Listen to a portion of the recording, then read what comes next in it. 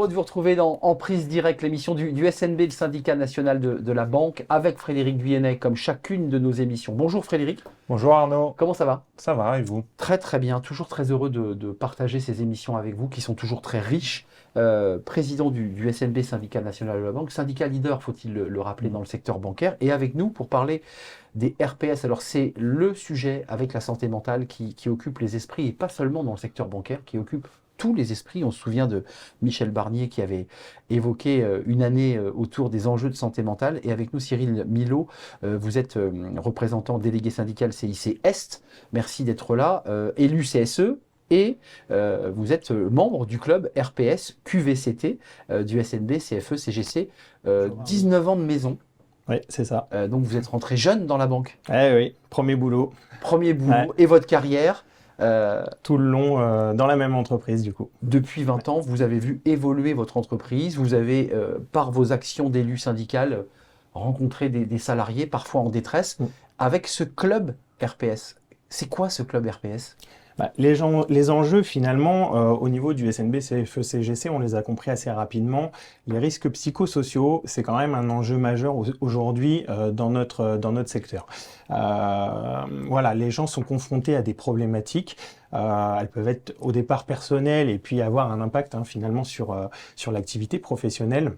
L'idée au niveau du club, c'est qu'on puisse finalement travailler sur différents éléments. On est des élus de plusieurs banques, plusieurs établissements. L'idée, c'est de collecter des informations, analyser des statistiques, analyser des chiffres et travailler sur du concret pour pouvoir le déployer. Je vais donner la parole à Frédéric, mais souvent le RPS, c'est un tableau de chiffres Excel qui donne une photographie. Vous dites qu'il faut être beaucoup plus concret finalement. Oui, il faut aller plus loin. Il faut aller plus loin. Une fois qu'on a cette base, il faut évidemment en tirer des éléments qui sont en fait des réalités de vie, qui sont contenues dans ces tableaux. C'est des souffrances. Oui, c'est des souffrances du quotidien, effectivement, pour les salariés. Frédéric, président du SNB, c'est important parce que le SNB est souvent très novateur, très en amont, très en avance sur des sujets. Et là aussi, club RPS du SNB, pour vous, c'est une volonté importante d'aller au-delà des chiffres, au-delà des résultats annuels RPS où on se dit « Oh, c'est terrible, nos chiffres risques psychosociaux ». Il faut aller plus loin. Il faut aller plus loin, mais les chiffres sont quand même importants. En fait, lorsque vous savez qu'il y a 7% d'absentéisme dans le secteur bancaire, qu'il y a entre 10 et 15% de turnover dans le secteur bancaire, avec 25 à 30% de risque de burn-out, ça c'est un constat. Qu'est-ce qu'on fait pour régler le problème? Et c'est là, en fait, où au SNB, on a voulu mettre en place ce club RPS pour effectivement récolter ces chiffres-là. Mais qu'est-ce qu'on en fait de ces chiffres? C'est ce que disait Cyril. Maintenant, il faut passer dans des actions concrètes pour régler le problème. Juste un mot, parce que ceux qui nous regardent sont confrontés ou accompagnent en ce moment même des salariés en détresse. Le RPS, c'est quoi? C'est quoi le type de difficulté que rencontrent les collaborateurs lorsqu'ils rentrent dans ce tableau de chiffres un peu froid et un peu déshumanisé? C'est du stress?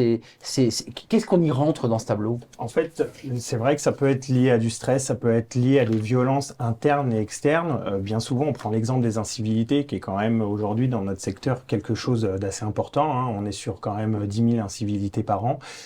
C'est vraiment un gros sujet. Effectivement, les salariés, à un moment donné, rencontrent des difficultés aussi au travers de la charge de travail. Parfois mal calibrées, vous savez, des absences, du turnover, qui va provoquer du stress, un mal-être, et puis des fois une descente progressive.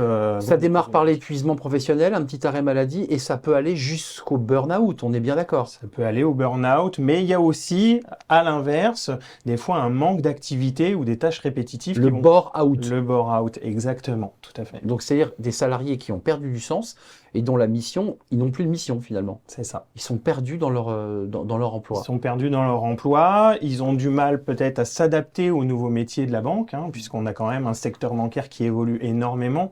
On a des outils digitaux, on a les intelligences artificielles qui arrivent. Voilà, c'est des évolutions, des changements dans le fonctionnement et dans la manière de travailler. Et parfois, certaines personnes ont du mal à s'adapter et ça crée des problématiques chez eux. Frédéric, vous êtes, le SNB, un interlocuteur des directions avec ces chiffres, évidemment, que vous avez en partage. Ça contribue au dialogue social. L'entreprise, l'absentéisme, ça a un coût. un turnover, vous l'évoquiez, tout ça a un coût pour l'entreprise. Qu'est-ce qu'on met en place pour justement prévenir des mauvais chiffres RPS? Parce que l'enjeu, c'est l'amont, on est d'accord, c'est pas l'aval. C'est pas quand le salarié est malade et qu'il va partir en arrêt maladie 6 mois. Oui, alors aujourd'hui, effectivement, il y a des constats. Alors mettre des heures de yoga, enfin ça fait pas tout dans les entreprises parce qu'on voit ça qui apparaît, la sophrologie, ce genre de choses. Mais c'est pas ça le problème. Alors le SNB, on est le seul syndicat dans le secteur bancaire et peut-être même ailleurs à faire une enquête RPS tous les 3 ans depuis, je crois, 12 ans. Donc c'est vous qui la pilotez, hein? C'est nous qui la pilotons. Ça nous permet quoi? Ça nous permet en Vos fait propres chiffres, c'est de important. suivre l'évolution et surtout le secteur bancaire.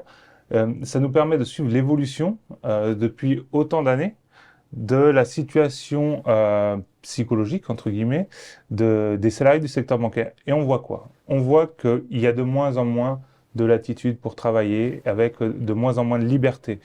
Il y a de moins en moins de sens au travail. Il y a de moins en moins il y a de plus en plus, pardon, de stress dans l'accomplissement des tâches, etc. Donc, on sait aujourd'hui quels sont les facteurs qui entraînent ce que vous disiez, le burn-out, etc. Maintenant, qu'est-ce qu'on fait pour résoudre le problème? Alors, il y a plusieurs possibilités. Le sens au travail, alors moi, j'en ai discuté avec certaines directions. Le problème, c'est qu'aujourd'hui, lorsque vous avez des offres d'emploi dans le secteur bancaire, on se rend compte de quoi? On se rend compte que les salariés... Alors, les offres d'emploi, elles sont pourvues en fait. On a des candidats. Sauf que les personnes qui rentrent dans le secteur bancaire, au bout de 3 ans, elles s'en vont. Une grande partie. Ce qui est l'inverse Ça d'auparavant. veut dire Avant, quoi? on restait, on faisait carrière. Ça veut dire quoi? C'est vrai. Ça veut dire qu'entre l'offre qui est offerte aux futurs salariés et la réalité, il y a une différence. En fait, le salarié qui rentre dans le secteur bancaire pense trouver quelque chose qu'il ne trouve pas. On lui a vendu du rêve. Donc ça veut dire que c'est là qu'il faut travailler. C'est là qu'il faut travailler. Il faut redonner du sens. Moi, je suis convaincu qu'on a de très beaux métiers dans le secteur bancaire. On permet de réaliser des rêves pour les clients. Rêve de sa résidence principale. Rêve pour un entrepreneur de créer son entreprise. Et en fait, on voit le secteur bancaire comme quelque chose de négatif. Donc déjà, on est dans un milieu où la banque, c'est négatif. C'est aussi le rôle des directions et nous, des syndicats, de prendre en charge ce sujet-là. Voilà. Et puis après, il y a l'organisation du temps de travail, il y a beaucoup de choses sur lesquelles on peut travailler. Cyril Millot, avant de nous quitter, c'est un sujet qui est un peu tabou, mais c'est l'accompagnement aussi en santé mentale des élus. Parce que eux, ils accompagnent et portent les souffrances des autres, et c'est une des missions des syndicalistes, il faut le dire. Mais vous êtes souvent bien démunis face à votre propre difficulté et vos souffrances d'élus. Et ils en ont, des souffrances, les élus. Oui, on est des humains comme les autres, effectivement. Et vous recevez beaucoup. On reçoit beaucoup de la part des salariés.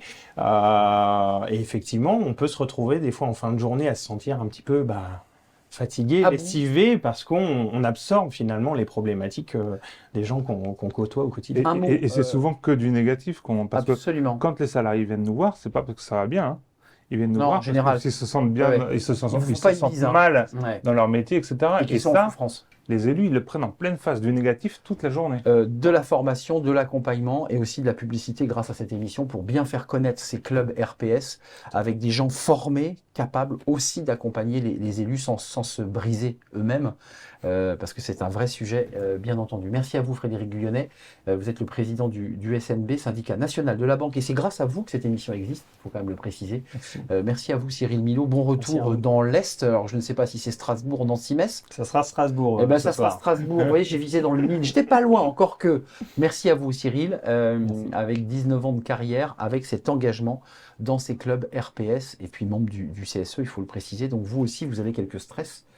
Dans les négociations, parfois, c'est pas si simple. Oui, il y a du stress. Merci à vous, merci de votre fidélité. C'est un vrai plaisir de partager ce moment avec vous. Merci pour tous ceux qui s'abonnent à la chaîne, qui voient nos programmes, qui réagissent et qui nous font parfois des recommandations. Ils ont des idées, Frédéric, ils nous donnent des idées. C'est aussi grâce à vous que cette émission existe. Merci à vous.